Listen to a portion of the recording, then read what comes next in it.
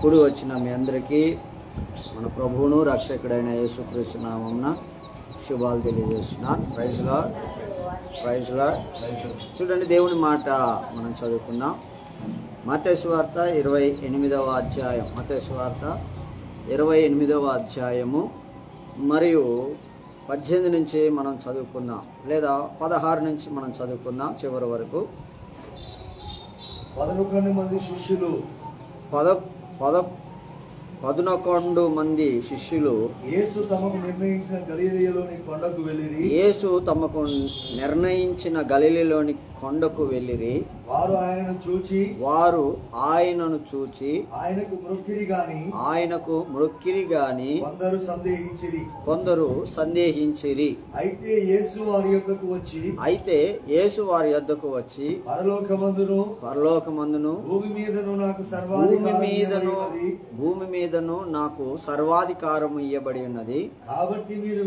కాబట్టి మీరు వెళ్ళి సమస్త జనులను శిష్యులనుగా చేయుడి.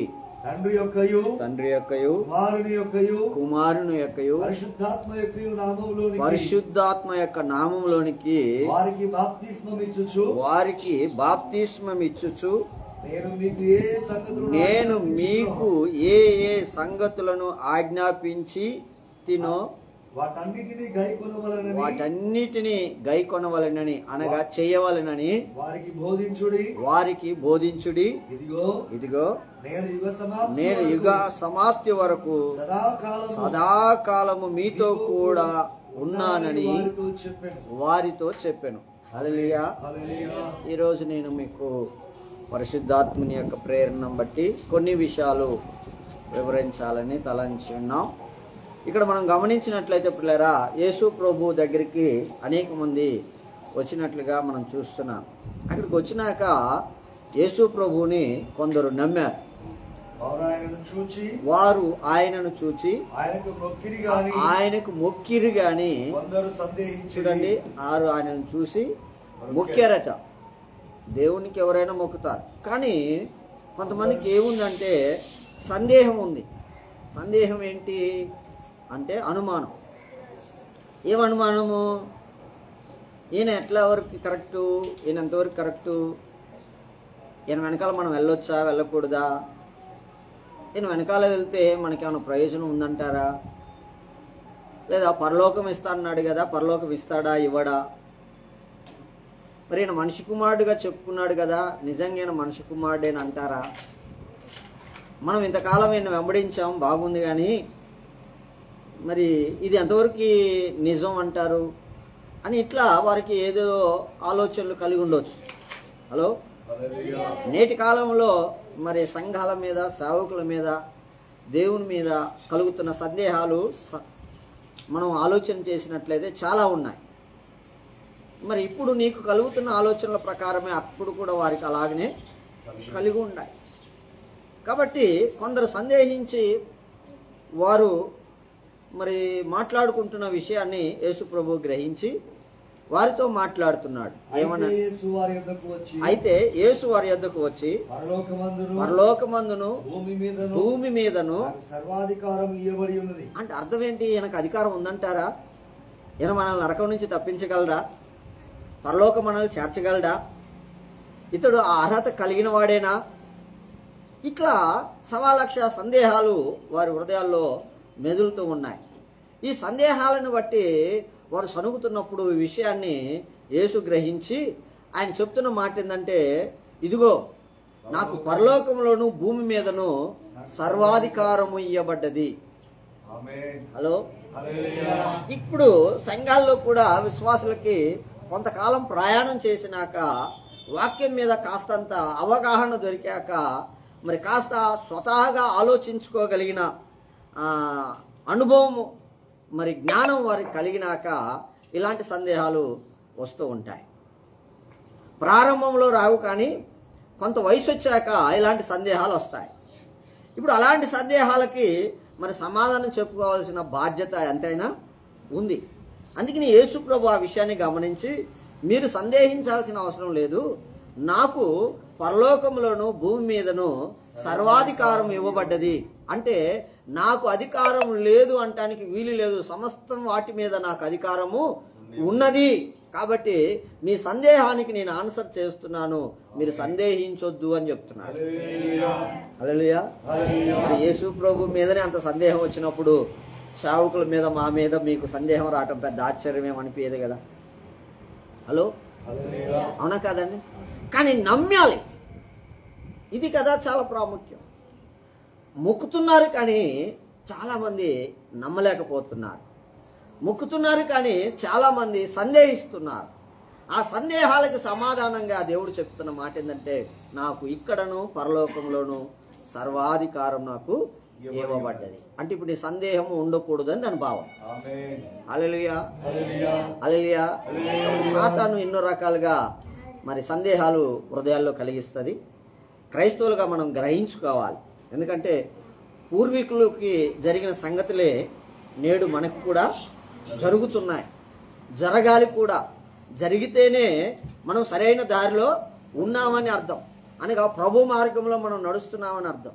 యేసు ప్రభుకి ఎలాంటి సమస్యలు ఎదురయ్యాయో సేవకుడుగా మరి మాకు కూడా అలాంటి సమస్యలు ఎదురవ్వాలి. విశ్వాసులలో ఎలాంటి సందేహాలు ఎదురవుతున్నాయో విశ్వాసిగా నీ జీవితంలో కూడా అలాంటి సందేహాలు ఎదురవ్వాలి. అప్పుడే కదా నువ్వు దైవికంగా ఆలోచిస్తున్నావని అర్థం. దేవుని యొక్క మార్గంలో ఉన్నావా లేదా, పరలోకం చేరగలనా లేదా అనే విషయం మీద నువ్వు అవగాహన కలుగుతున్నావు, ఆలోచిస్తున్నావని అర్థం. మనం ఎప్పుడైతే ఒక పని విషయంలో మనం ఆలోచన చేస్తామో ఆ పనిలో జయాపజయాల గురించి మనం ఆలోచన చేస్తాం. జయం పొందాలంటే ఏం చేయాలి, ఒకవేళ ఏం చేస్తే అపజయం పొందుతాము, ఇట్లా మనం ఆలోచన కలిగి ఉంటాం. ఆ ఆలోచన కలిగినప్పుడే సరైన ఒక ఆలోచన వస్తుంది. ఇప్పుడు అక్కడున్న యేసు ప్రభుని నమ్మి మొక్కిన వారిలో చాలా మందికి సందేహాలు ఉన్నాయి. ఈయనకు అధికారం ఉందంటారా పరలోకంలో? ఈ భూమి మీద ఈయనకు అధికారం ఉందా? సరే, ఇక్కడంటే మనం చూస్తున్నాం, అక్కడ ఉందో లేదో మనకేమెరక. ఇది ఏంటి పరిస్థితి, మనం ఏం చేద్దాం, ఎలా? మనకు మరొక అవకాశం కావాలి, మరొక క్లారిటీ కావాలి, ఒక స్పష్టత కావాలి అని వాళ్ళు మాట్లాడుకుంటున్నప్పుడు దేవుడు వారి సందేహానికి నివృత్తినిస్తున్నాడు. ఏమని అంటే పిల్లరా, పరలోకంలోను భూమి మీదను నాకు సర్వాధికారం ఇవ్వబడ్డది. కాబట్టి మీరు వెళ్ళి సమస్త జనులను శిష్యులుగా చేయుడి. హల్లెలూయా. ఇప్పుడు ఆయన ఏమిస్తున్నాడు? నాకు అధికారం ఉన్నది, నేనేం చెప్తున్నానంటే మీరు వెళ్ళిగా సమాజంలోకి మీరు వెళ్ళండి, మీరు వెళ్ళి సమస్త జనులను నాకు శిష్యులుగా చేయండి. గట్టిగా చెప్దా. ఇప్పుడు శిష్యులతో దేవుడు చెప్తున్న మాట ఏంటంటే సమస్త జనులను మీరు శిష్యులుగా చేయండి. మీరు గమనించండి, యేసు ప్రభు బాధ్యతలు అప్పగించేటప్పుడు సంఘాలు కట్టండి అని అనలే. మీరు చదవండి అక్కడ, కాబట్టి మీరు వెళ్ళి సమస్త జనులను శిష్యులుగా చేయండి, సమస్త లోకంలో సంఘాలు కట్టండి అని అనలే. హలో, ఈరోజు సేవకులు ఒక 14 సంఘాలు కట్టారనుకోండి, నేను పెద్ద సేవకుని అనుకుంటున్నాను. లేకపోతే సంఘంలో జనసంఖ్య ఎక్కువ ఉందనుకోండి, మేము పెద్ద సేవకులు అనుకుంటున్నాను. కానీ యేసు ప్రభు అప్పగించిన బాధ్యత లేదంటే పిల్లారా, మీరు సమస్త జనులను శిష్యులుగా చేయాలి, నాకు శిష్యులుగా మీరు చేయాలి. అంటే శిష్యులకు బోధని అపోస్తులకు దేవుడు అప్పగించినట్లుగా మనం చూస్తున్నాం. ఈరోజు సంఘాలలో శిష్యులకు బోధలు ఉన్నాయా, శిష్యులను చేసే బోధలు ఉన్నాయా అని మనం ఆలోచన చేస్తే అసలు క్రైస్తత్వానికి తగిన బోధలే లేవు. ఇక శిష్యునికానికి సంబంధించిన బోధలు ఎక్కడున్నాయి? శిష్యునికానికి సంబంధించిన బోధ ఎలా ఉంటుందంటే పిల్లారా, మీరు గమనించండి, నాటి కాలంలో శిష్యులుగా తయారు చేయబడిన 12 మంది శిష్యుల్లో ఒక ఇస్కరియోతు యూదాను పక్కన పెడితే ఈ 11 మంది శిష్యులు కూడా మీరు ఆలోచన చేసినట్లయితే వారి పనులను వృత్తులను వదులుకొని వచ్చినట్లుగా మనం చూస్తున్నాం.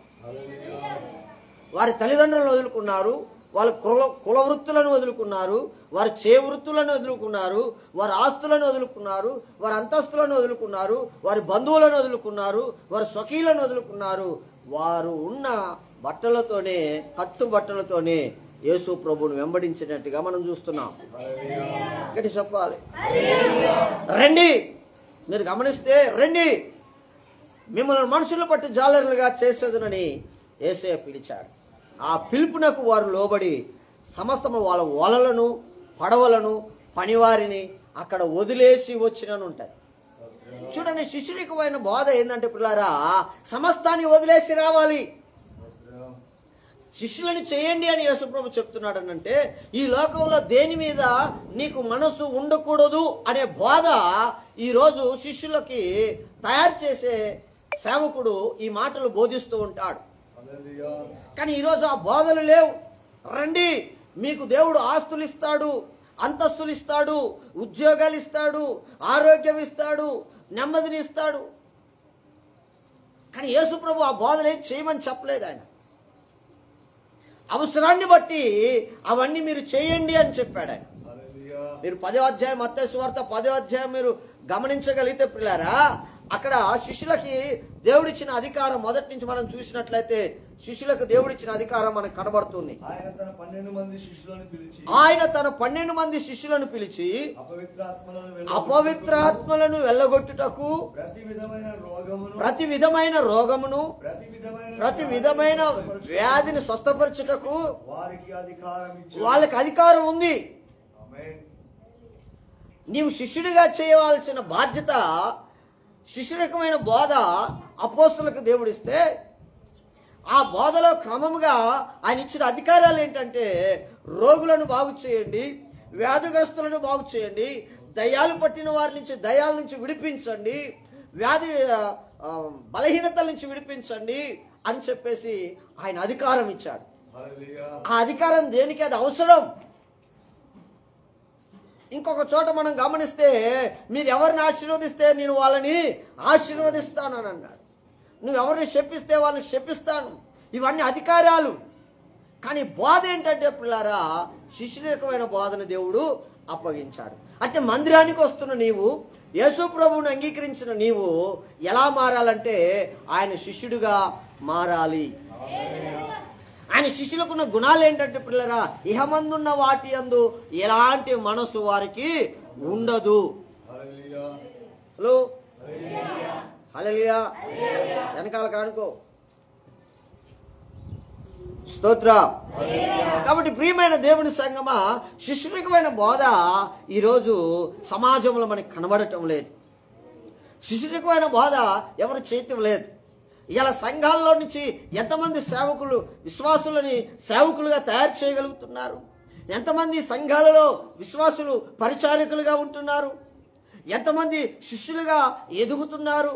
ఈరోజు సంఘాల్లో మనం గమనిస్తే పిల్లరా, గొప్ప స్థానాన్ని కోరుకుంటున్నారు, అగ్రపీఠాలను కోరుకుంటున్నారు, శిష్యులుగా ఉండటానికి ఇష్టపడటం లేదు. ఎలా ఉండటానికి ఇష్టపడుతున్నారంటే, గురువులుగా, జ్ఞానవంతులుగా, బుద్ధిమంతులుగా, పరిశుద్ధులుగా ఉన్నామని కనపరుచుకునే ప్రయత్నాలు సంఘాల్లో జరుగుతున్నాయే తప్ప శిష్యులుగా మార్చబడిన విశ్వాసులు కనబడటం లేదు. ఈరోజు ఆ శిష్యురికాన్ని బోధించే వారు లేరు, బోధిస్తే అనుసరించడానికి అనుకూలమైన వారు లేరు. వారి వారి అనుకూలతకు తగిన బోధలు కలిగిన సంఘాల్లో మరి విశ్వాసులుగా కొనసాగటానికి ఇష్టపడుతున్నారే తప్ప శిష్యులుగా మారటానికి ఈరోజు విశ్వాసులు ఇష్టపడటం లేదు. మీరు ఆలోచన చేయండి. మొట్టమొదటిగా దేవుడు శిష్యులను పంపిస్తూ, సమస్త జనులకు పంపిస్తూ ఆయన ఇచ్చిన ఆజ్ఞ ఏంటి? సమస్త జనులను నాకు శిష్యులుగా చేయండి. ప్రతి ఒక్క వ్యక్తి దేవుని శిష్యుడిగా మారాలి. మార్చవలసిన బాధ్యత, ఆ బాధ్యత సేవకుని మీద ఉంది. ఈరోజు ఆ సేవకులు ఆ మాటలు బోధిస్తున్నారా? ఆ బోధిస్తే ఆ బోధ వింటున్న విశ్వాసులు ఆ సేవకుడి నోటి నుంచి వచ్చిన దేవుని మాటకు లోబడుతున్నాడా? మనం ఇవన్నీ పరిశీలన చేసుకోవాలి. పరలోకంలో ఆయనకు అధికారం ఉన్నదా లేదా, ఆయన చేరుస్తాడా లేదా అని వారు అనుకుంటున్నప్పుడు ఆయన ఏమన్నాడు? నాకు ఇక్కడను అక్కడను సర్వాధికారం నాకు ఇవ్వబడ్డది. అంటే నాకు అధికారం ఉంది. ఇప్పుడు నేను మీకు అప్పగిస్తున్న పని ఏంటంటే, మీరు లోకంలోకి వెళ్ళి సువార్త ప్రకటించండి, శిష్యులుగా చేయండి, సమస్త జనులను నాకు శిష్యులుగా మార్చండి. మరి శిష్యులుగా మార్చాలంటే ఏమవ్వాలా? నువ్వు మొదటి శిష్యుడు అవ్వాలి. నువ్వు మొదటి శిష్యుడు అయ్యి నీవు శిష్యుడిగా ఉంటూ ఆ శిష్యుడి యొక్క లక్షణాలు నువ్వు చూపిస్తూ ఆ శిష్యుడికం ద్వారా అనేకులను శిష్యులుగా నువ్వు మార్చగలవు. నీవే శిష్యుడిగా కనబడకపోతే శిష్యుడికాన్ని ఎలా బోధించగలవు? మనం చూద్దాం బైబిల్లోంచి కొంతమంది శిష్యులను మనం గమనించుకున్నట్లయితే మీరు చూడండి, యెహోషువ గ్రంథం 1వ అధ్యాయం 1వ వచనాన్ని మనం చదువుకుందాం. యెహోషువ గ్రంథం 1వ అధ్యాయం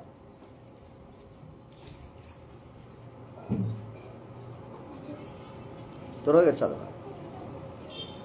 ఈ ధర్మశాస్త్ర గ్రంథమును నీవు బోధింపక తప్పిపోకూడదు. 1వ అధ్యాయం 1వ వచనం. యెహోవా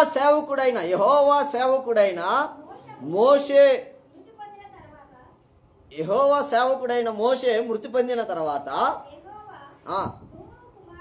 నూను కుమారుడును మోషే పరిచారకుడును అయిన యెహోషువకు ఇలాగ సెలవిచ్చను. ఇప్పుడు మోషే దాసుడు అనగా శిష్యుడు. హలో, ఆయనకు శిష్యరికం చేస్తున్నాడు. మరొక చోట చూస్తే మోషే చేతుల మీద నీళ్లు పోశారని ఉంటుంది. యెహోషువ మోషే ఆహారం తిన్న తర్వాత చెయ్యి కడుక్కునేటప్పుడు యెహోషువ ఆయన చేతుల మీద నీళ్లు పోస్తున్నాడని ఉంది. అంటే శిష్యరికం చేస్తున్నాడు. శిష్యరికానికి మరొక పేరు దాసుడు.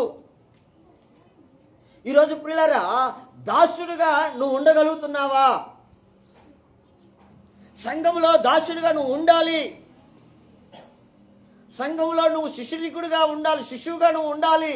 శిశువు కాదు, శిశువు అంటే చిన్నపిల్లలు కాదు. శిష్యరికం అంటే అర్థం ఏంటంటే నేర్చుకునే స్వభావము అని అర్థం. నేర్చుకునే స్వభావం కలిగిన వాడిగా నువ్వు ఉండాలి. ఈరోజు ఆ నేర్చుకునే స్వభావము చాలా మంది క్రైస్తవులలో లేదు, చాలా మంది నేర్పటం కూడా లేదు. కానీ దేవుడు చెప్పిన బాధను వదిలేశారు. అందుకనే అపోస్తులైన యూదా మనకు సెలవిస్తున్నాడు. చూడండి, యూదా పత్రిక మనం గమనించినట్లయితే మొదటి నుంచి మనం చదువుకుందాం. యేసుక్రీస్తు దాసుడును యాకోబు సహోదరుడును. చూడండి పిల్లరా, యేసుక్రీస్తు దాసుడు, మోషే దాసుడు. హలో, ఇక్కడ శిష్యులు అంటే మరొక పేరు దాసుడు అంటానికి ఇది ఒక నిదర్శనం.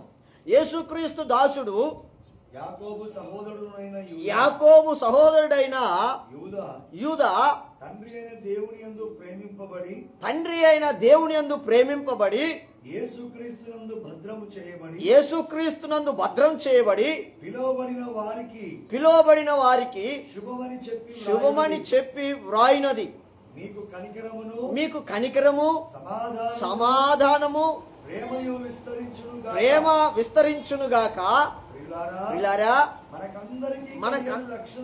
మనందరికి కలగబోయే రక్షణ గురించి నీకు రాయవలెనని విశేష ఆసక్తి కలిగిన వాడనై ప్రయత్నపడుచుండగా పరిశుద్ధులకు ఒక్కసారే అప్పగింపబడిన బోధ నిమిత్తము మీరు పోరాడవలెనని మిమ్మును వేడుకొనుచున్నాను.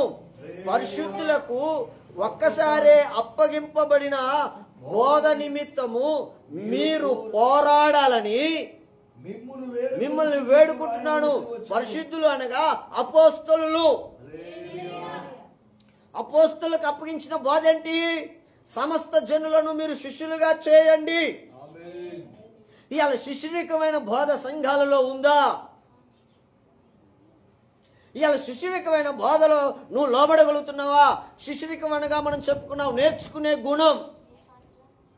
మత్తయి సువార్త 11:28 మనం గమనించగలిగితే, ప్రయాసపడి భారం మోసుకొనుచున్న సమస్త జనులారా నా యొద్దకు రండి, నేను మీకు విశ్రాంతి కలుగజేసేదను.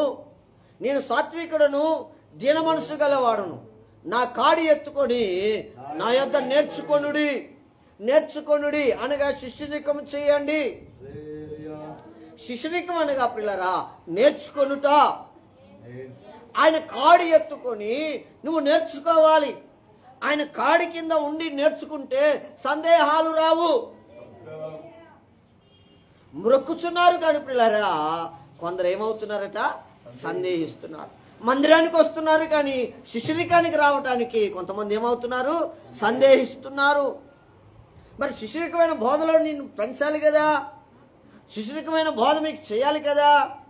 శిష్యరికమైన బోధ ఏంటంటే సమస్త ఇహమందున్న వాటి యందు ఏమాత్రం నువ్వు మనసును నిలపకూడదు. కొరింథీయులకు రాసిన పత్రికలో మనం గమనించినట్లయితే పిల్లారా, మనము ప్రకృతి సంబంధులము కాదు, పర సంబంధులము. ప్రకృతి సంబంధి ప్రకృతి యందు మనసు ఉంచుతాడు, లేదా భూ సంబంధమైన వాటి యందు మనసు ఉంచుతాడు. పరలోక సంబంధి, ఆత్మ సంబంధి, పరలోకమైన పై విషయముల మీద మనస్సు ఉంచుతాడు. ఇవాళ నీవు సంబంధమైన వాటి మీద నువ్వు ఆరాటపడి కాడి కిందికి వచ్చి నేర్చుకోకుండా కాడి వెలుపట ఉండి నేర్చుకునేందుకు వస్తే నీకు సందేహాలు తప్పవు. హలో, కాబట్టి పిల్లరా కాడి కిందికి వచ్చి నేర్చుకోవాలి. ఆయన కాడి మెడల మీద మోపుకొని నేర్చుకోవాలి. కాడి లేకుండా నేర్చుకునే వాళ్ళకి సందేహాలు బోలెడని వస్తాయి. ఎందుకు అని అంటే పిల్లరా అపవాది వారికి బోధ చేస్తుంది కనుక. ఆది కాండంలో మనం గమనించగలిగితే ప్రియమైన దేవుని బిడ్డలారా, ఆదాము అవ్వలు ఏదైనా తోటలో నివాసం చేస్తున్నప్పుడు దేవుని కాడి కింద నుండి నేర్చుకోవాల్సింది పోయి దేవుని కాడి వెలుపటికి వెళ్ళి వారు అపవాది చేత బోధింపబడుతున్నారు. సందేహము వారిలో కలిగేలా చేస్తుంది. ఇది నిజమేనా? ఏందో బా ఏదో నిజం అంటున్నాడు ఈయన. ఏంటిది నిజం? అదేనండి, ఇది నిజమేనా అంటే ఏది నిజం? ఏదో మొన్న ఏదో జరిగిందంటే కదా. ఓహో అదా, ఓకే ఓకే ఓకే తెలుసు తెలుసు. ఏంటిది? అదే ఈ తోట మధ్యలో ఏమైనా తినొద్దని చెప్పాడా దేవుడు ఏమైనా? ఓకే ఓకే తెలుసు, అది చెప్పాడు. ఏంటంటే తోట మధ్యలో మంచి చెడు తెలివినిచ్చే ఒక వృక్షం ఉందట, ఆ పండ్లు తినకూడదట, అవి తింటే మేము చచ్చిపోతామట అని ఆయన చెప్పాడు అని అంటే, అవునా నిజమా కాదా? కాదు తిక్కలు, నీకేమేరకు అసలు. అవి తింటే వారిలాగా మారుతాం, దేవతలాగా మారుతాం, వారిలో నువ్వు ఒకడు అవుతావు. అది ఆయనకి ఇష్టం లేక ఆ పండు తినొద్దని చెప్పాడు. అవునా? ఇంత దాగిందా లోపట? మరి ఏమనుకుంటున్నావు? అందుకనే నువ్వు ఆయన మత్తులో ఉన్నావు, ఆయన ఉచ్చులో ఉన్నావు. ఆయన నుంచి నిన్ను వేరు చేయాలని, నీకు అర్థమయ్యేలా చెప్పాలని నేను వచ్చింది. అందుకనే మరి ఎందుకు వచ్చాను అనుకుంటున్నావు? ఆయన వెనకాల ఉండకుండా దూరం చేయటానికే ఆయన మిమ్మల్ని వాడుకుంటున్నాడు. ఆయన మీ పేరు చెప్పుకొని పెద్దోడైపోతున్నాడు. ఆయన రాణిస్తున్నాడు, మీరు అక్కడే ఉన్నారు. ఆయన ఎదిగిపోతున్నాడు, మీరు మాత్రం అక్కడే ఉన్నారు. ఆయనలాగా ఎదగటం ఆయనకి ఇష్టం లేదు. అందుకనే ఆయన కింద ఉంచుకోవాలని ఆ పండు తినొద్దు అన్నాడు. అదే పండు తింటే మీరు ఆయనలాగా మారిపోతారు, దేవతలాగా మారిపోతారు. అన్ని విషయాలు మీకు తెలిసిపోతాయి. మంచేదో చెడేదో మీకు తెలిసిపోద్ది. అది తెలియకుండా ఉండాలని అందుకనే దేవుడు మిమ్మల్ని అది తినొద్దన్నాడు. ఆయన మాటలు మీరు నమ్మమాక, నా మాట మీరు నమ్మండి అని అపవాది బోధించడం మొదలుపెట్టింది. హల్లెలూయా. ఇది చక్కగా తీసుకెళ్ళి భర్తకి మోస్తుంది. భర్త దాన్ని ఏం చేస్తున్నాడు? దాచి పెడుతున్నాడు దేవుడికి చెప్పకుండా. అయ్యా ఇట్లా అంటుంది మీ గురించి, మరి మా యామ. అవునా కదా? హలో, అవునా? అనాలా చెప్పలొద్దా? మా యామ ఇలా అంటుందండి, ఆ తోట మధ్యలో పండ్లు మీరు తినొద్దని చెప్పారు. ఆ మాట నా భార్యకి కూడా నేను చెప్పాను, మీరు చెప్పారు, మా అందరికి చెప్పారు, మేమిద్దరం విన్నాం, నేను కూడా చెప్పాను. నా మాట వినటం లేదు. ఎవరో ఏమో బోధిస్తున్నారట, అది తిన్నే సావనే సావరు అంటున్నారట. అది తీసుకొచ్చి నాకు పోస్తుంది. అది తెలిసిన కానీ నేనేం చేయాలో నాకు అర్థం కావటం లేదు. కాబట్టి మా అన్నిటికీ నువ్వే కాబట్టి, మా యజమాని నువ్వే కాబట్టి, మా స్థితికి కారకుడు నువ్వే కాబట్టి నేననేవాడిని ఉండటానికి ఇలాగ నిలబడటానికి కారకుడు నువ్వే కాబట్టి ఈ విషయాన్ని నీ దగ్గరికి తీసుకొచ్చాను. నీ గురించే చెప్తుంది, నీ గురించే చెప్తుంది. ఎవరి గురించి చెప్తుంది? మరి దేవుని గురించే చెప్తుంది సాతాను, ఎందుకంటే రక్షించేది ఆయనే కదా. హలో, రక్షించే వాడి నుంచి దూరం చేస్తేనే శిక్షలోకి నువ్వు రాగలవు. నీకు కావలి కాస్తున్న వాడిని, నిన్ను కాపాడుతున్న వాడి నుంచి నిన్ను దూరం చేస్తేనే వాని చేతిలోకి నువ్వు వెళ్ళగలవు. కాబట్టి సాతాను చాలా తెలివిగా వాడుతుంటది. మరి ఆదాముకి మరి ఆ తెలివి ఉండాలా వద్దా? దాచిపెట్టుకుంటాడు. ఎవరు నష్టం? పెద్దలు ఒక సామెత అంటారు, నిప్పు కణికలను ఒళ్ళు ఎంతకాలం దాయగలవు? ఒకవేళ దాస్తే ఎవరికి నష్టం? ఈరోజు దేవుని మీద సనుగుడు గుణుగుడు వస్తున్నప్పుడు ఆదాము అలాగూ దాస్తే ఎవరికి నష్టమైంది? ప్రీతమా, ఈరోజు నిన్ను శిష్యుడిగా మార్చవలసిన బాధ్యత నాది. ఆ బాధ్యత దేవుడు మాకు అప్పగించినప్పుడు ఆ బాధ్యత ప్రకారం నీకు శిష్యుడికమైన బోధ చేయవలసిన బాధ్యత మాకు ఉంది, మాకు హక్కు ఉంది, మాకు అధికారం ఉంది. నీ విషయంలో, నీ కుటుంబ విషయంలో, నీ పిల్లల విషయంలో, నీ భార్య విషయంలో, నీ భర్త విషయంలో, నీ అన్నదమ్ముల విషయంలో, అక్క చెల్లెల విషయంలో, సమస్త జనం విషయంలో నీకు కలిగిన సమస్త వాటి మీద నిన్ను సరిచేయవలసిన బాధ్యత ఒక సేవకుడిగా మాకు ఆ బాధ్యతలు అప్పగించాడు.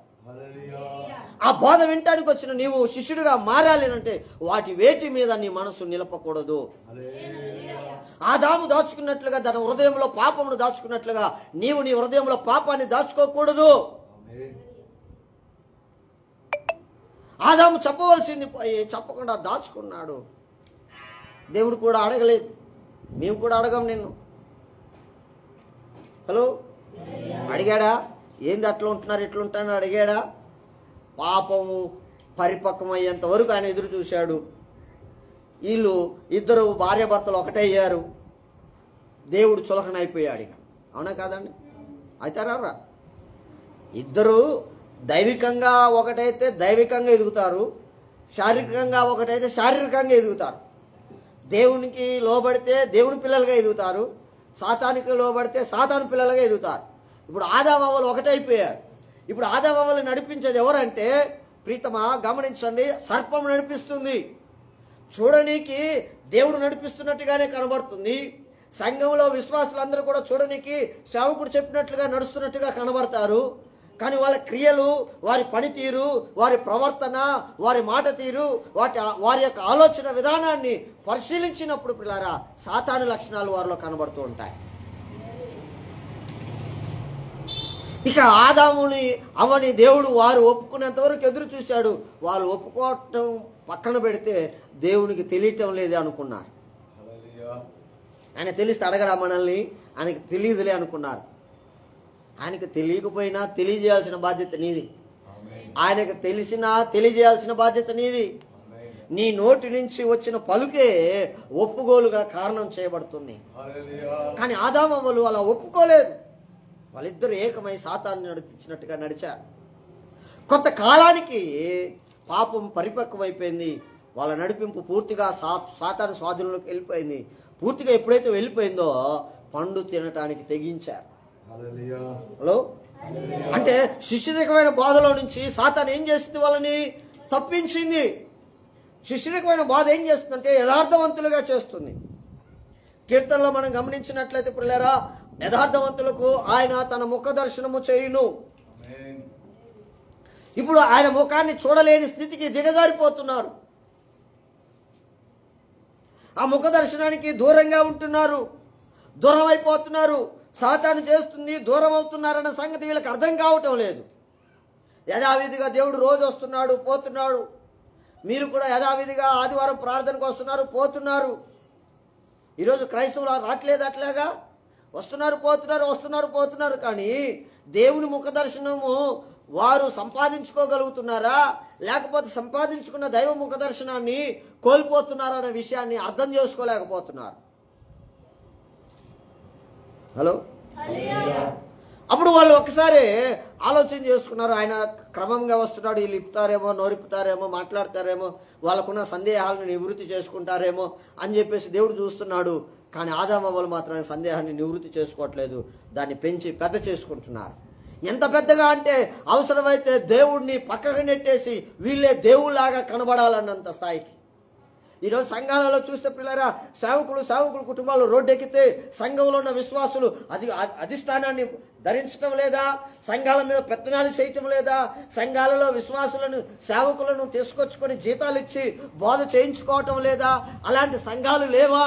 అలాంటి సంఘాలలో బోధకులుగా చలామణి అవుతున్న వారు ఎవరయ్యనంటే ముళ్ళ కంచె, పల్లేరు గాయలు వాళ్ళు, పల్లేరు చెట్టు.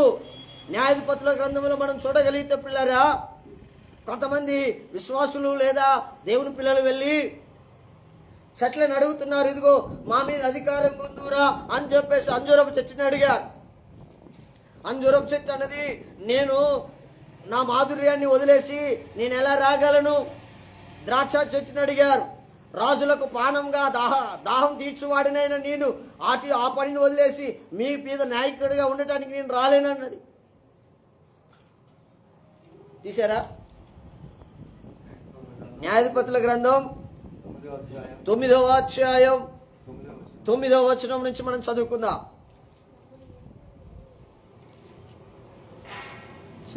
మమ్మును ఏలుమని ఒలీవ చెట్టును అడగగా, అక్కడి నుంచి స్టార్టా?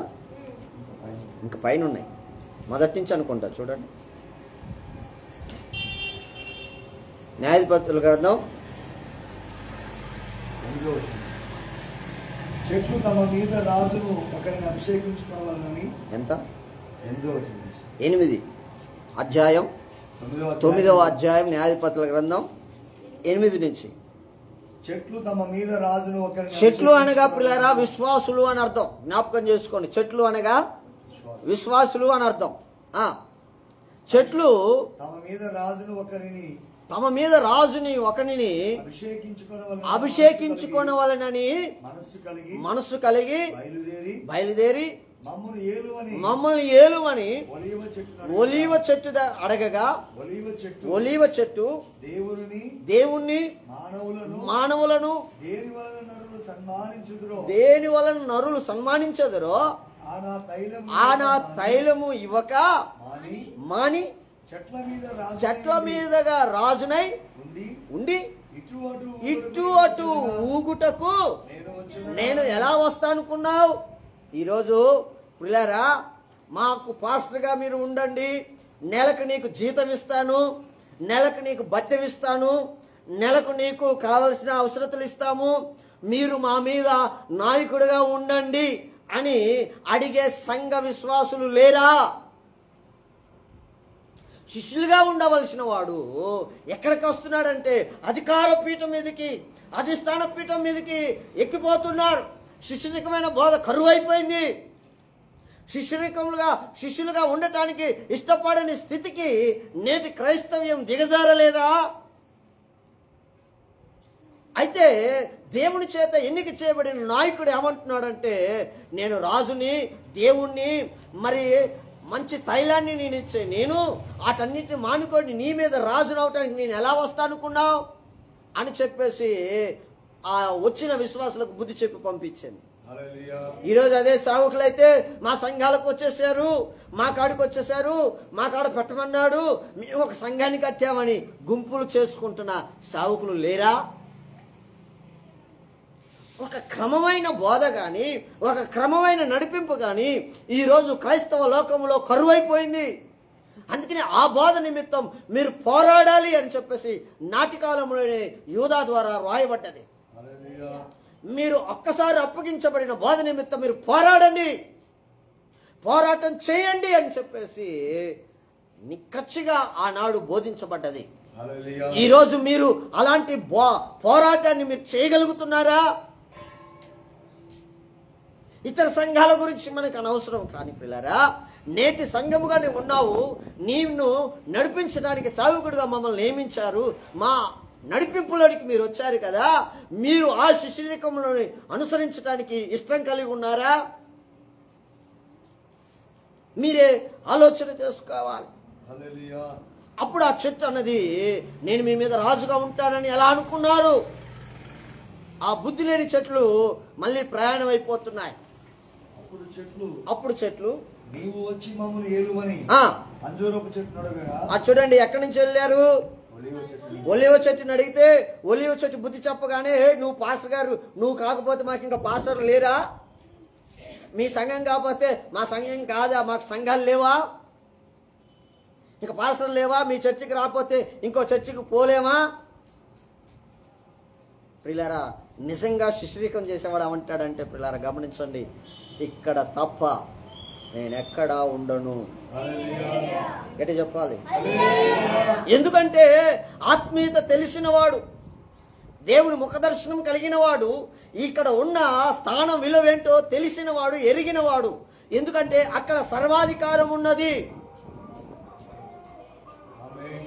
హల్లెలూయా. అక్కడ అందుకనే సందేహం వచ్చినప్పుడు యేసుప్రభు వాళ్ళ సందేహాన్ని నివృత్తి చేస్తున్నాడు. నాకు ఇహమందును పరమందును సర్వాధికారం నాకు ఇవ్వబడ్డది.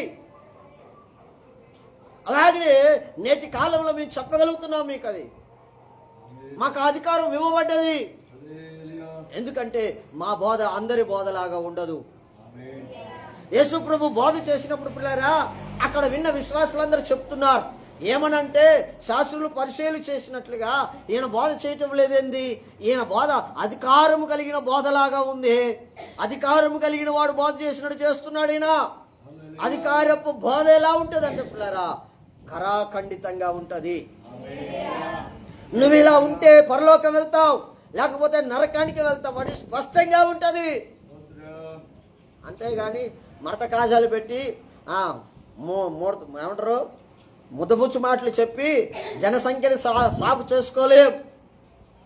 అయితే వీళ్ళు అంటున్నారు, నువ్వు కాకపోతే ఇక మాకు సంఘాలు లేవా, నువ్వు కాకపోతే ఇక మాకు పాస్టర్లు లేరా, నువ్వు కాకపోతే ఇక మందిరాలు, ఈ మందిరం కాకపోతే ఇంకో మందిరం లేదా అని చెప్పేసి ఒలివ చెట్టు కానించి ఎక్కడికి వెళ్ళారు? అంజూరపు చెట్టు దగ్గరికి వెళ్ళారు.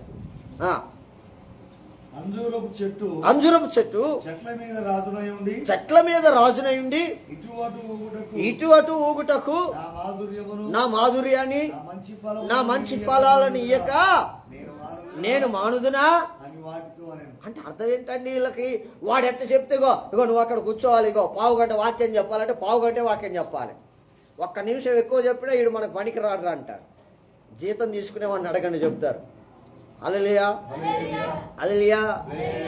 హలో, ఇగో ఇన్ని గంటలకు నీకు వాక్య సమయం ఇస్తాం, అప్పటిదాకా నువ్వు మెట్టి ఎక్కటానికి వీలు లేదు. మా మీద ఖండించే వీలు లేదు, గద్దించే వీలు లేదు, దశభాగాలు అడిగే వీలు లేదు, కానుకలు ముట్టుకునే పని లేదు, నువ్వేయి కూడా టచ్ చేయొద్దు. అభయో గమనించు, కుప్ప తొక్కుతున్న ఎద్దుకి, కళ్ళం తొక్కుతున్న ఎద్దుకి మూతికి చిక్కం పెట్టుట తగునా? హలో, తగదని ఉంది కదా, చిక్కం పెట్టకూడదు. మరి చిక్కం ఎందుకు పెడుతున్నావు, ఎందుకు పెట్టించుకుంటున్నావు? నువ్వు సరైన సేవకుడు అయితే, సరైన దేవుడి చేత పిలిపింపబడిన వాడవైతే, దేవుడు పంపిస్తే వచ్చిన వాడవైతే ఈ అంజూరపు చెట్టు చెప్పినట్టుగా నువ్వు కూడా మాట్లాడాలి కదా. ఇటు అటు తిరగటానికి ఒప్పుకుంటున్న సేవకులు చాలా జాగ్రత్తగా గమనించాలి. ఒకరోజు ఆ సంఘం నరకానికే తప్ప పరలోకానికి చేరదు. ప్రియమైన దేవుడి సంఘమా గమనించండి, ఆ చెట్టు అన్నది నీవు ఇటు తిరగమంటే ఇటు రాంటి, ఇటు రావటానికి, అటు పోమంటే అటు పోవటానికి నా మాధుర్యాన్ని వదిలేసి నేను నీ దగ్గర ఉండటానికి ఎలా వస్తా అనుకున్నావు, నేను రాను అని అన్నది.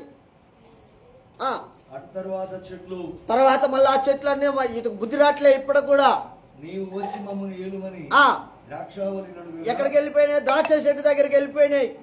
ఈయన కాకపోతే ఇంకొక ఆయన సావుకుడు ఉన్నాడు, ఆయన కాడికి వెళ్తాం అని చెప్పేసి ద్రాక్ష చెట్టు కాడికి వెళ్తే దేవుణ్ణి మానవులను సంతోషపెట్టు నా ద్రాక్ష రసం నీక మాని చెట్ల మీద రాజునయుండి ఇటు అటు పూరింపు, ఇటు అటు ఊగుటకు నేను వచ్చేదనా అని ఏమంటుంది? మూడో సావుకుడి దగ్గర పోతే దేవుని చేత పిల్లబడ్డాడు ఎవడు కూడా పిల్లరా ఇలాంటి చెట్లని ఆహ్వానించడు. వాళ్ళ ఉద్దేశాలు ఏంటంటే వారు చెప్పినట్లు చేయాలి అంతే. 10ంటికి ప్రార్థన పెట్టాలి, మీకు 11 గంటలకు వాక్యానికి సమయం ఇస్తాం. హలో, అప్పుడు దాకా మేమే ఆరాధన చేస్తాం, నీకు దానికి సంబంధం లేదు, నీకు పావు గంట సమయం ఇస్తాం, అర్ధగంట సమయం ఇస్తాం, నీకు ఇచ్చిన సమయాన్ని నువ్వు వాడుకోవాలి, అంతకు మించి సమయం వాడుకోవటానికి వీలు లేదు అని అంటే, అలాగే నువ్వు ఏది చెప్తే అదే అని తోకూపాలయ్యుడు. ఈ తోకూపే సేవకుడు దేవుని దగ్గర పనికొస్తాడా? హలో, ఇటు దేవుని చేత పిలువబడ్డవాడేనా? ఇటు దేవుని సేవకు పనికొస్తాడా? దేవుని ఏర్పాట్లో ఉన్నవాడేనా? ఇతని సేవకుడని ఎలా గుర్తించాలి? ఒకవేళ గుర్తిస్తే నీకు బుద్ధి లేదు, నువ్వు ముళ్ళ కంపతో సమానం. ఇప్పుడు మూడవ చెట్టు కూడా, మూడవ సేవకుడు కూడా దేవుని చేత పంపబడ్డవాడు అంటే, నువ్వు ఇటు అటు రాంబాబు, నువ్వు రావాలనుకుంటే రా, కూర్చో, వాక్యం విను, అంతేగాని వాక్యం విను, వాక్యానికి లోబడు, వాక్యానుసారంగా నడువు, అంతకు మించి ఇంకోటి లే. నువ్వేం చెప్తా అది చెప్పడానికి, నువ్వు చెప్పకుండా వాక్యం చెప్పడానికి, ఇలా సమాధానం గురించి మీరు బోధించాలంటే ఇక సమాధానం గురించి వాక్యాలు రెఫరెన్స్లు అన్నీ రాసుకొని, హలో హలో ఇలా రక్షణ గురించి చెప్పాలి మీరు అని అంటే, రక్షణ గురించి అని వాక్యాలు రాసుకొని ఆయన ఏది చెప్పాలంటే అదే చెప్పాలి. దేవుని నడిపింపుతో పనిలే. యూదా ఏమంటున్నాడంటే, సమాధానం గురించి, రక్షణ గురించి, మనకు కలిగే సమాధానం, మనకు కలిగే రక్షణ గురించి నేను మీకు రాయాలని అత్యాసక్తి కలిగిన వాడినై ఉన్నాను, కానీ దేవుడు దాని గురించి రాయమని చెప్పడం లేదు. ఒక్కసారి పరిశుద్ధులకు అప్పగించిన బోధ నిమిత్తం పోరాడాలని నువ్వు రాయి అని చెప్పేసి దేవుడు అంటున్నాడు. ఆయన ఉద్దేశాలు ఒకటి ఉంటే దేవుని ఉద్దేశం ఒకటి ఉంది. ఒకటి చేద్దామని వచ్చి, ఒకటి రాద్దామని వచ్చి, మరొకటి రాశాడు. ఆయన రక్షణ గురించి, సమాధానం గురించి రాద్దామని వచ్చి బాధ గురించి రాయటం మొదలుపెట్టాడు.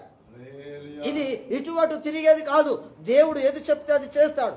అదే ఇటురా మా మీద రాయకుడుగా ఉండని పిలిచిన సంఘాల్లో సేవకుడిగా ఉంటే నీవు ఈ బోధ చేయగలవా?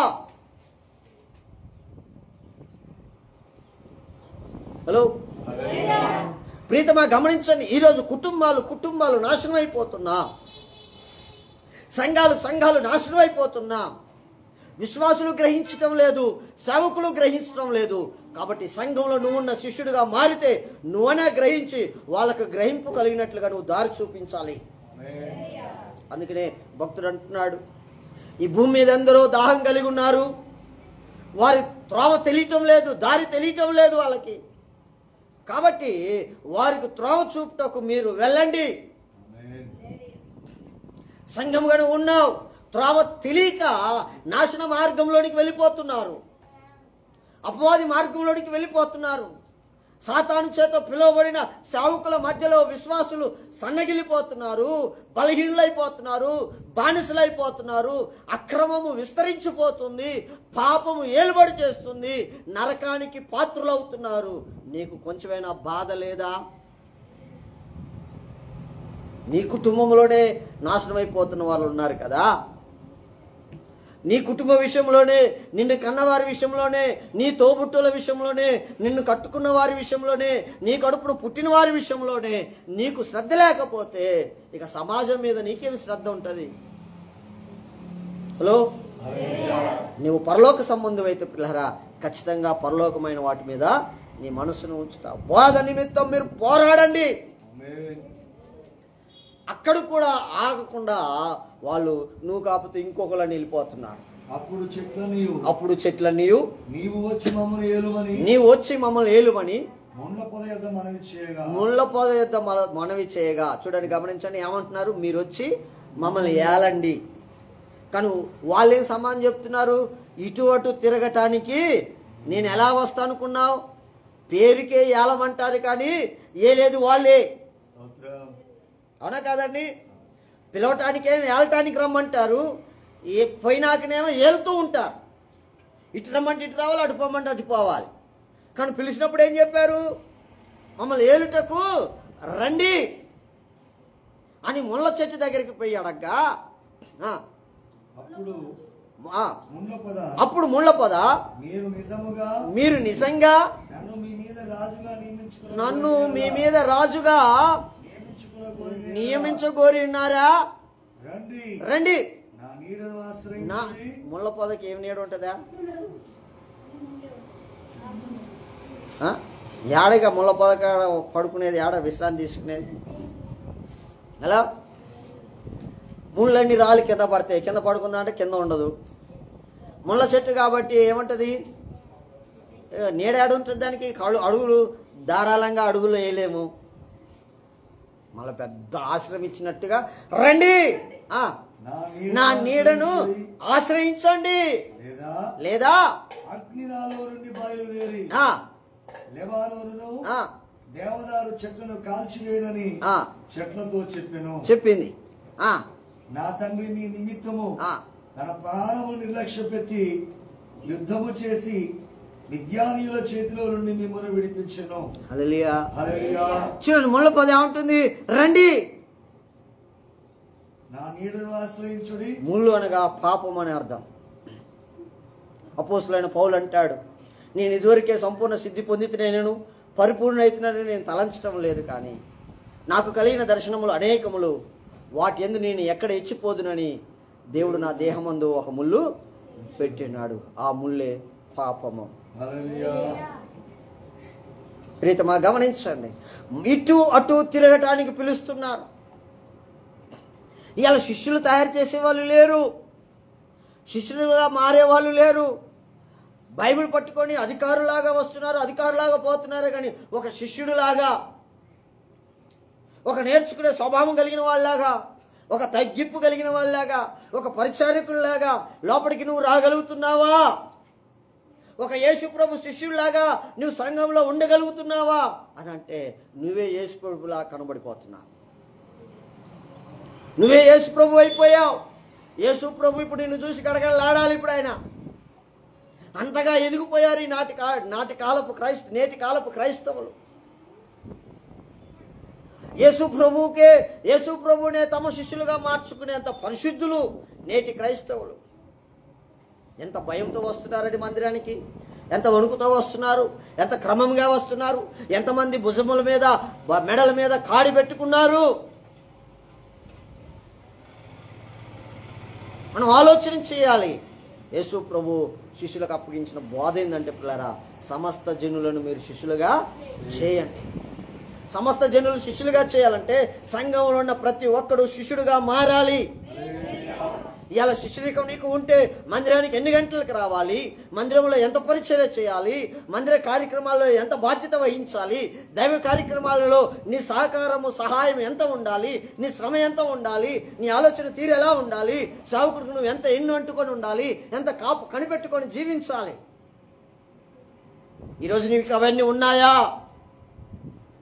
లే. ఆయన వస్తాడు, దేవుడు వస్తే వచ్చాడు రాని, ఆయన 10ంటికి వస్తే నువ్వు 11ంటికి వస్తావు. ఎవరి కోసం ఎదురు చూస్తాడు? దేవుడు చూడా? దేవుడు మన కోసం ఎదురు చూసేలా చేసుకున్నారు. దేవుడు మీకోసం ఎదురు చూడాలి. దేవుడి కోసం నువ్వు కాదు ఎదురు చూడాల్సింది, దేవుడు నీ కోసం ఎదురు చూడగలిగినంత గొప్ప స్థాయికి ఎదిగావు. ఆ స్థాయికి ఎదిగిన వాడు ఎలా చూస్తాడో తెలుసా? సేవకుని మా మీద పెత్తనదారిగా ఉందూరా, మేము ఇటు పొమ్మంటే ఇటు పో, అటు పొమ్మంటే అటు పో అనే స్థాయికి ఎదిగినట్టే కదా నువ్వు. ప్రియ శ్రోతలారా, దేవుని పిల్లలమైన మనము దేవుని పిల్లల్లాగా మనం బ్రతకాలి. కానీ సాతాను మాట విని ఆదాము అవ్వలు ఏం చేశారంటే దేవుని ఎదుటి యథార్థతని కోల్పోయారు. భార్య పాపాన్ని రొమ్ములో దాచుకున్నాడు, తన పాపాన్ని రొమ్ములో దాచుకున్నాడు. తనకి పాపం చేయాలని ఉంది, భార్యకి పాపం చేయాలని ఉంది. కానీ భార్య మీద నేరం మోపి భార్య అంటుంది కాబట్టి తను బయటపడకుండా తన భార్య మాటల్ని దేవునికి చెప్పకుండా దాచిపెట్టుకున్నాడు. తర్వాత భార్య ఏమైపోయింది? పెద్దదైపోద్ది కదా. మొదట్లో చెప్పగానే తీసుకెళ్ళాయా మీ విషయంలో ఇలా మాట్లాడుతుంది, యేసయ్యా తండ్రి అయిన దేవా మా సృష్టికర్త అవమ్మ ఇలా మాట్లాడుతుందయ్యా, మీరు తినొద్దన్న పండు తింటే సావరని ఆమెకి ఎవరో చెప్పారట. మరి ఎవరో చెప్పారట అనే బదులు ఎవరు చెప్పారని నువ్వు అడిగి తెలుసుకోవాలి కదా, తెలుసుకుంటావు కదా. తెలుసుకుంటే పలానా సర్పంచ్ చెప్పిందట, మరి వచ్చి నాకు చెప్తుంది.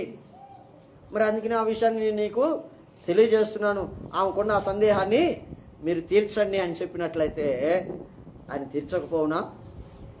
హలో, మరి ఇక్కడ తీర్చలేదా? యేసుప్రభు వాడు ఉన్నప్పుడు ఈయనకు నిజంగా యహమందును పరలోకమందును అధికారం కలిగిన వాడేనా అనే సందేహం వారికి వచ్చినప్పుడు ఆ సందేహాన్ని ఇక్కడ నివృత్తి చేయలేదా? మరి అలాగనే వారి విషయాల్లో కలిగిన ఆ సందేహాలకి నివృత్తి కావాలనంటే ఆ సందేహములు ఎవరి మీద అయితే కలిగే వారి దగ్గరికి వచ్చి నువ్వు చెప్పుకోవాలి కదా. ఈరోజు ఆ యథార్థత నీకు లేదనంటే నువ్వు అపవాది చేత నడిపింపబడుతున్నవాడు కాదా? అది కాలకరమైన ఏమైపోయిందంటే అవ్వమ్మకు బలాన్ని చేకూర్చినట్టు అయిపోయింది.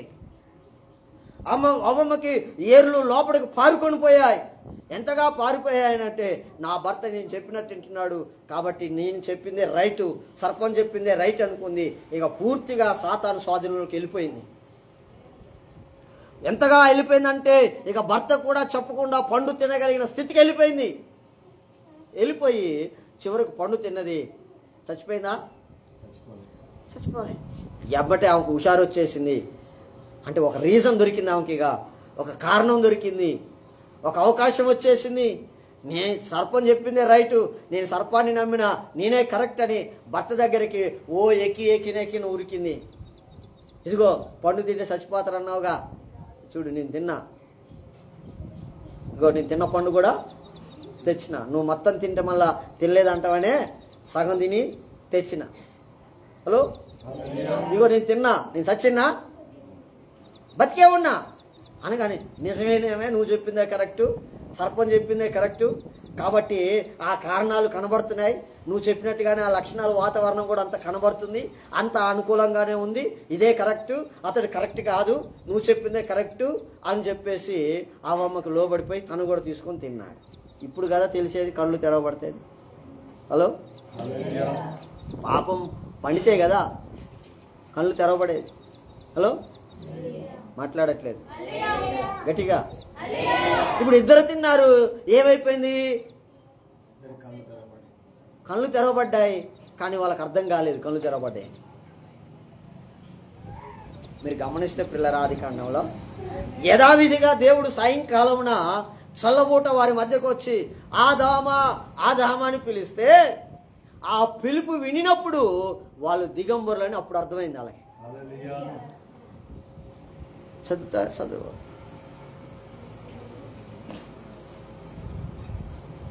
3వ అధ్యాయం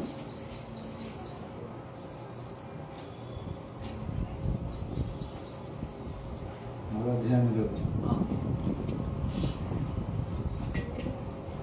అధ్యాయం 8వ వచనం. అప్పుడు వారిద్దరు కన్నులు తెరవబడును. పైనుంచి ఆ స్త్రీ ఆ వృక్షము ఆహారములకు మంచిదియు అది కన్నులకు అందమైనదియు దేవుడు పిలిచినది. చదువు 8 నుంచి చదవండి. చదువు. చల్లబూటను ఆదామును అతని భార్యయు తోటలో సంచరించుచున్న దేవుడైన యెహోవా స్వరము విని దేవుడైన యెహోవా ఎదుటకు రాకుండా తోట చెట్ల మధ్యలో దాక్కొనగా దేవుడైన యెహోవా ఆదామును పిలిచి నువ్వు ఎక్కడ ఉన్నావు అని.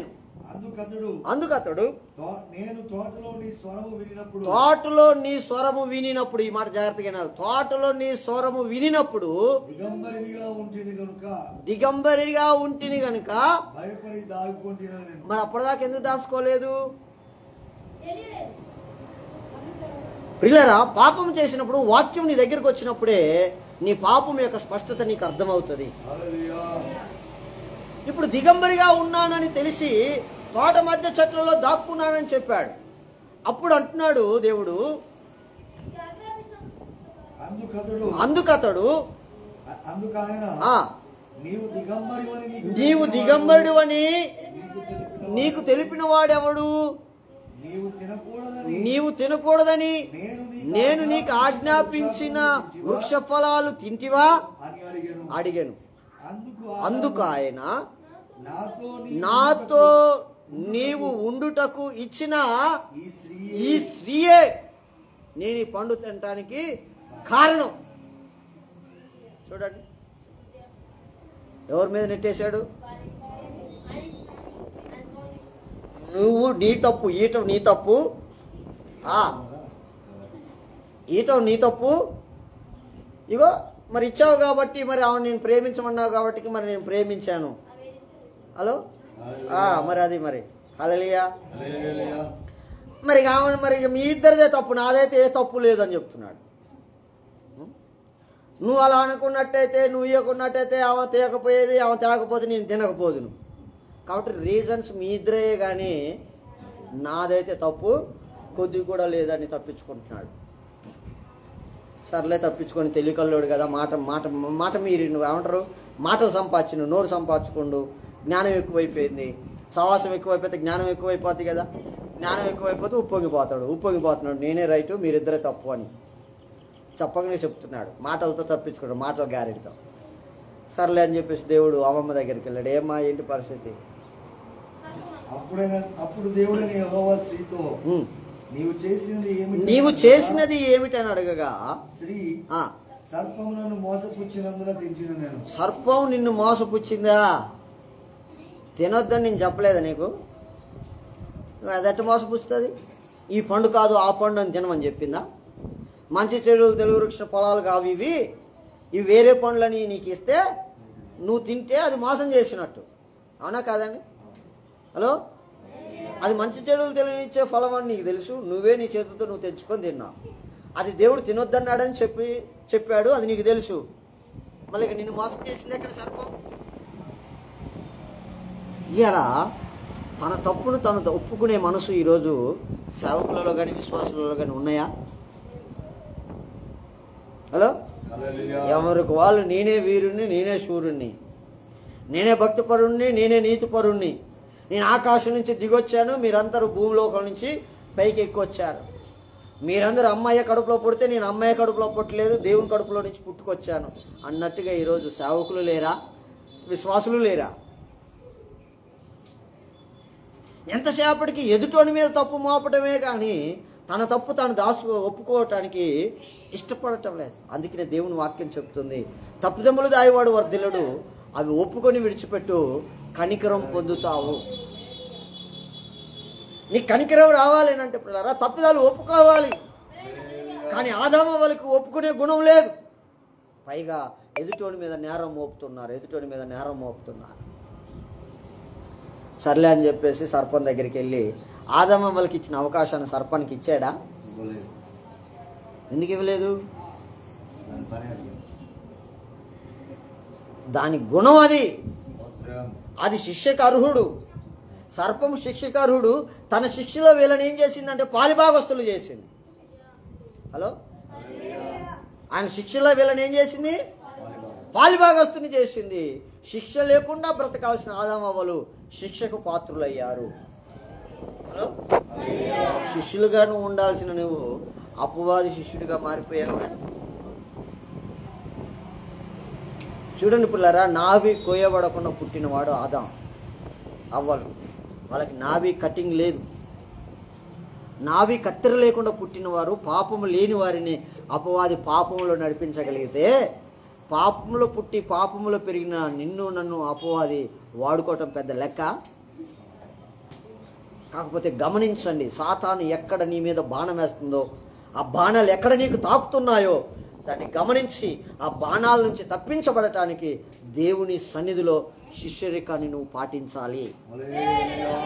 ఎప్పుడైతే నువ్వు ఆయన శిష్యుడిగా ఉంటావో, గురువుగా ఆయన బాధ్యత ఉంది, తన శిష్యుని తను కాపాడుకోవాల్సినది. కాబట్టి నువ్వు ఆయన శిష్యరికాన్ని నువ్వు చేయగలిగితే నిన్ను కాపాడే బాధ్యత ఆయన తీసుకుంటాడు. ఆయన నిన్ను కాపాడాలనంటే ఆయన సంఘంలో నువ్వేమవ్వాలి? శిష్యుడిగా మారాలి. అందుకనే శిష్యులకు ఆ బోధన అప్పగించండి. మీరు వెళ్ళి సమస్త జనులను శిష్యులుగా చేయండి. నా శిష్యులుగా వాళ్ళని చేస్తే నేను వారిని సంరక్షించుకుంటానని చెప్పాడు. ఇప్పుడు నువ్వు రక్షించబడాలనంటే నీవు శిష్యుడిగా మారాలి. అయితే పిల్లరా, ఆ శిష్యుడికానికి ఒప్పుకొని, ఆ శిష్యుడికానికి లోబడని కొన్ని చెట్లు ముళ్ళ పొదల దగ్గరికి వెళ్ళి అడుగుతున్నాయి. హలో, ముళ్ళ పొదరా నేను కాపాడుతానని అంటుంది. కాపాడగలదా? మాట్లాడరేటండి. హలో, ఒక మాట చెప్తాను. పూర్వము ఒక వ్యక్తి మంచిగా, అప్పుడు రోడ్లు లేవు కదండి. అవును, హలో, రోడ్లు లేవు కదా. అప్పుడు అంతా అడవి, అన్ని చెట్లు చేమలు, అవునా, అంతా అల్లికుపోయిన తీగలు, వాటన్నిటినీ ఒక వ్యక్తి ప్రయాణం చేస్తూ ఆ చెట్లన్నిటినీ కోసుకుంటూ దారేసుకుంటూ పోతున్నాడు. వాళ్ళతో పాటు వెనకాల కొంతమంది వస్తున్నారు. అయితే వెనకాల వచ్చేవాళ్ళు ఏం చేస్తున్నారనంటే, ఈయన దారి వేసుకుంటూ పోతుంటే మరొకరు ఆ దారిలో రాకుండా వేరొకరు మళ్ళా ఆ వెనకాల వచ్చేవాళ్ళు ఈ పల్లేరు ముళ్ళు చల్లుకుంటూ పోతున్నారు. ఆ దారిలో రాకుండా పల్లేరు ముళ్ళు చల్లుకుంటూ పోతున్నారంట. ఇది గమనించని ఆ దారి వేసుకుని పోయే వ్యక్తి ఈ గమనించకుండా దారి చేసుకుంటూ పోతున్నాడు. వాళ్ళని వెనకాల రమ్మంటున్నాడు. వాళ్ళ వెనకాల వచ్చే వాళ్ళు ఈర్ష్య చేత, అసూయ చేత, కక్ష చేత, వారవలేని తనం చేత వాళ్ళు ఏం చేస్తున్నారంటే ఆ దారిలో వాళ్ళు పల్లేరుగాయలు చల్లుకుంటూ వస్తున్నాడు. ఈయన దారి వేసుకుంటూ పోతున్నాడు. ఆ దారిలో వీళ్ళు వస్తూ ఇంకొకరు ఆ దారిలో రాకుండా పల్లేరు గంపలు వేసుకొని పోతున్నారు. ఈరోజు విశ్వాసిగా నువ్వు ఉన్నావు కదా, ఒకప్పుడు పల్లేరు గంపలాగా ఉన్న నీవు, ఒకప్పుడు పనికి మాలినలాగా ఉన్న నీవు, ఒకప్పుడు నిరుపయోగిగా ఉన్న నీవు, ఒకప్పుడు పాపంలో జీవించే నీవు, నిన్ను పరిశుద్ధతలోకి నడిపించిన సేవకుని నడిపింపునకు లోబడి ఆయన దారి వేసుకుంటూ పోతుంటే ఆ దారిలో నడుచుకుంటూ వస్తున్న నీవు ఆ దారిలో వేరొకరు వచ్చినట్లుగా నీవు దారి ఉంచావా? ఆ దారిలో పల్లేరు గంప వేసుకుంటూ వచ్చావా? హలో, గమనించండి. నీ స్థితి మారింది కదా, నీ గతి మారింది కదా, నీ విలువ మారింది కదా, నీ స్థానం మారింది కదా, నీకు మంచి అవకాశాన్ని దేవుడు కల్పించాడు కదా, మంచి స్థితి వచ్చింది కదా. ఆ స్థితి రావటానికి కారణమైన వాడి దగ్గరికి అనేకులు రాకుండా ఉండటానికి నువ్వు మల్లేరు కంప వేసుకుంటూ వస్తున్నావా? లేక అనేకులు వచ్చినట్లుగా ఆ దారిని శుభ్రం చేసుకుంటూ వస్తున్నావా? ఇన్ని సంవత్సరాల క్రైస్తత్వంలో నీ ద్వారా ఎన్ని కుటుంబాలు, ఎన్ని ఆత్మలు రక్షించబడ్డాయో అదే నీవు ఆ దారిలో వేస్తున్న విత్తనాల యొక్క తీరు. మీరు ఆలోచన చేసుకోండి. శిష్యులుగా ఉంటే అనేక మంది శిష్యులుగా మారుస్తావు. నీవు మారితేనే అనేకులను శిష్యులుగా మార్చగలవు. నిన్ను శిష్యులుగా మార్చవలసిన బాధ్యత దేవుడు తన శిష్యులకు అప్పగించాడు. ఆ శిష్యులు నిన్ను శిష్యులుగా మార్చుతున్నారు. ఆ మార్పుకు నువ్వు లోబడతావా, తిరగబడతావా? ఆలోచన చేద్దాం. నీదే శిష్యునికంగా ఉంది, అపవాది శిష్యునికంగా ఉండి ఆ దారిలో ప్రజలు రాకుండా ముళ్ళ కంపేస్తున్నావా? లేక దేవుని శిష్యుడిగా ఉండి నీవు పొందిన మేలును అనేకులకు తెలియజేస్తూ ఆ మార్గంలో ప్రజలు రావటానికి నువ్వు మార్గదర్శిగా ఉన్నావా? ఎలా ఉన్నావు? అందుకని దేవుడు ఎంతో వేదన చెందుతున్నాడు పిల్లారా. ఆయన బాధపడుతున్నాడు. వాళ్ళకున్న సందేహాలను తీరుస్తున్నాడు. వారిని శిష్యులుగా చేసి వారికి కొన్ని బాధ్యతలని అప్పగిస్తున్నాడు. ఈరోజు నీకు కూడా కొన్ని సందేహాలు ఉండవచ్చు. ఆ సందేహాలకు దేవుని వాక్యం నీకు సమాధానం చెప్తుంది. ఆ సందేహాలను తీర్చుకొని శిష్యుడిగా మారి అనేక మంది శిష్యులుగా చేస్తావు. లేకపోతే ఆ పనికి మాలిన చెట్లలాగా ఆ ముళ్ళ కంప దగ్గరికి వెళ్ళి మా మీద అధికారిగా ఉందురా అని చెప్పేసి నీ మీద అధికారిగా పెట్టుకున్నట్టే పెట్టుకొని నీ చెప్పు చేతుల్లో అతన్ని నడిపించుకొని అతనికి శాలరీలు ఇచ్చో, జీతాలు ఇచ్చో, బెత్తాలు ఇచ్చో, ఇటు అటు పోమంటాడు పోయే సేవకుల దగ్గర నువ్వు ఉంటావు. అది నీ ఇష్టం. ఒకటి మాత్రం గుర్తుంచుకో, దేవుని శిష్యుడిగా మారితే రక్షణ నీకుంది. శిష్యుడికం లేకపోతే శిక్ష నీకు తప్పదు. అంటే ఆలోచన చేద్దామా? నీ శిష్యుడికం ఎక్కడుంది? చదవండి, మూలవాక్యం మనం చదువుకుందాం. అనేక మంది శిష్యులనిగా చదవండి.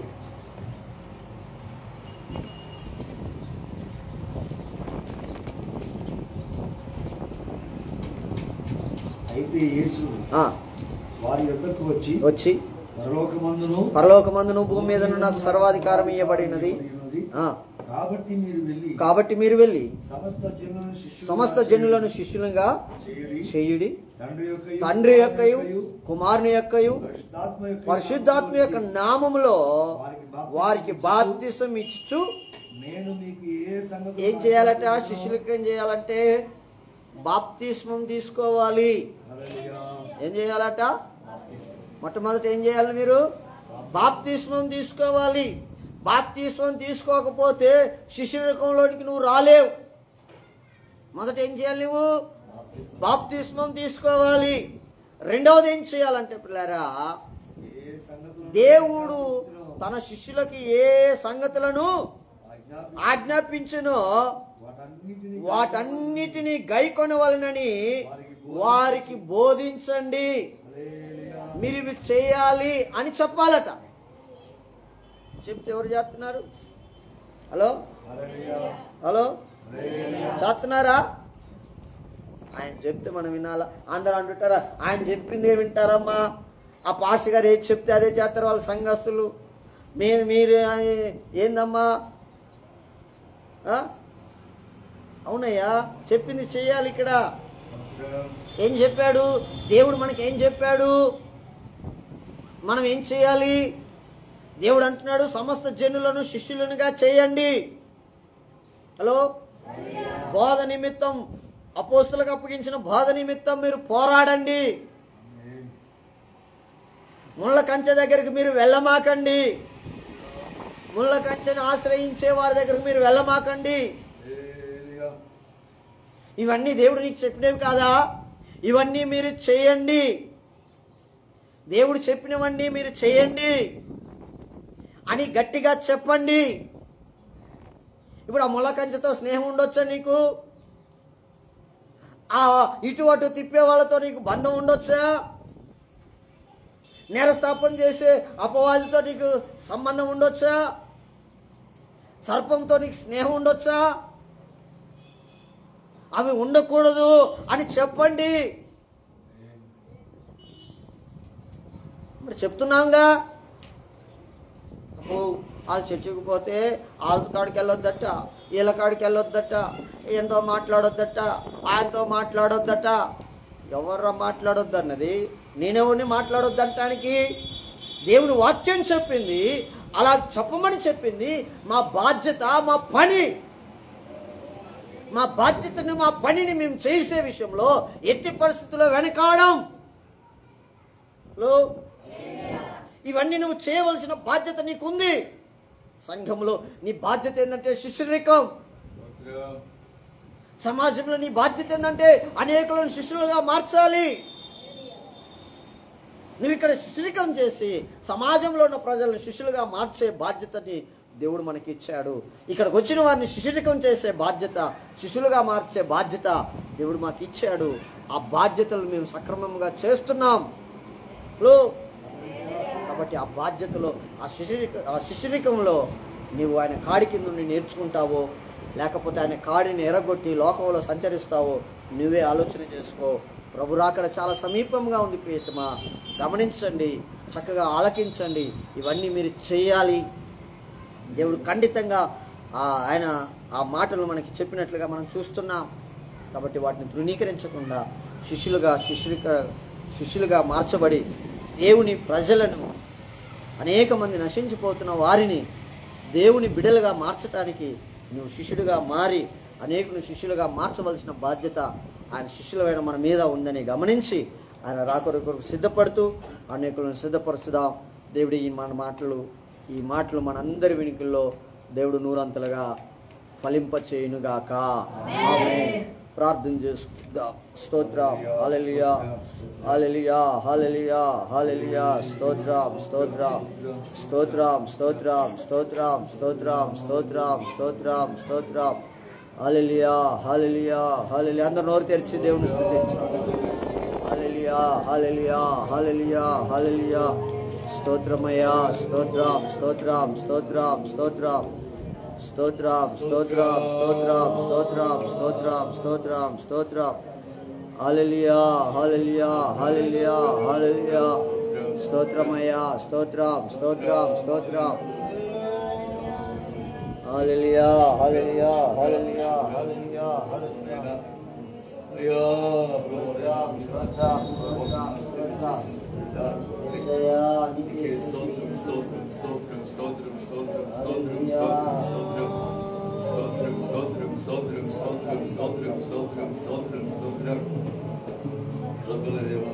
పనిచేసిన వాళ్ళు వేద్దాం.